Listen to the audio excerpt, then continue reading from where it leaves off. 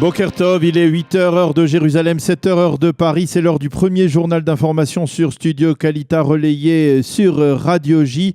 Le conseiller juridique du gouvernement, le docteur Avichai Mandelblit, a réuni la semaine dernière l'ensemble de ses prédécesseurs à ce poste pour une consultation importante, déterminante autour d'une question clé. Peut-on entamer une procédure d'audience avec le Premier ministre avant les élections ? La réponse des ex-conseillers, dont la plupart sont devenus par la suite des juges de la Cour suprême et même certains comme Meir Shemgar, Aaron Barak et Dorit Benish, des présidents de la Cour suprême, a été unanime. Non seulement la loi l'autorise, mais il faut le faire.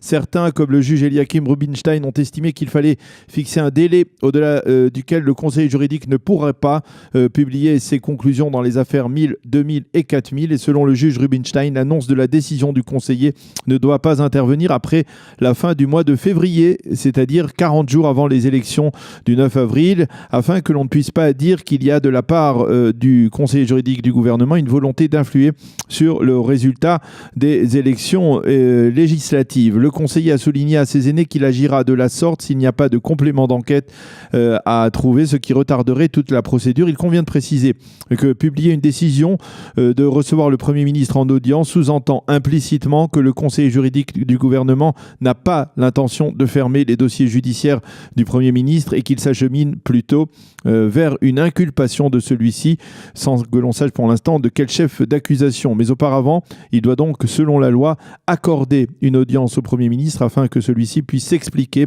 et répondre en détail avec ses avocats aux accusations qui sont portées contre lui. Quant aux avocats de Binyamin Netanyahou, ils ont affirmé hier soir, après les révélations sur la tenue de cette rencontre, que publier une annonce d'audience sans permettre à l'accusé de prouver son innocence avant même les élections serait une atteinte grave à la démocratie.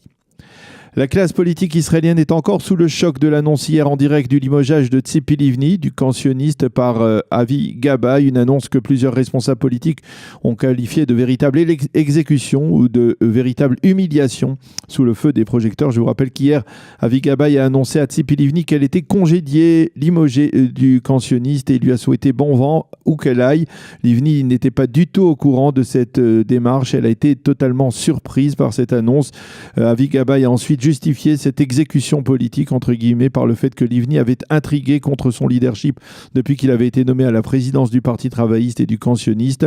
Cependant, la plupart des responsables politiques estiment que même si Gabay avait raison de limoger Tzipi Livni parce que celle-ci ne lui était pas loyale, il l'a fait d'une manière particulièrement choquante et humiliante qui ne lui fait pas honneur. Quant à Livni, elle a affirmé que cette démarche avait un caractère misogyne.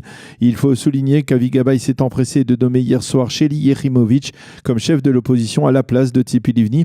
On ne sait pas encore ce que Livni va faire dans les prochaines semaines dans le cadre de la campagne électorale. Cela dépendra d'abord des sondages qui reflèteront la force ou la faiblesse de son parti Hatnoa dans l'échiquier politique israélien. Si les sondages indiquent que Hatnoa ne franchit pas le seuil d'éligibilité, alors il est probable que Livni, qui possède une longue expérience politique, tentera de s'allier avec une formation du centre telle que Yesh Atid ou peut-être même la formation de résilience pour Israël, donc qui a été créée la semaine dernière par l'ex-chef d'état-major Benny Gantz. Benny Gantz qui n'a toujours pas exprimé la moindre profession de foi politique 10 jours après la dissolution de la Knesset.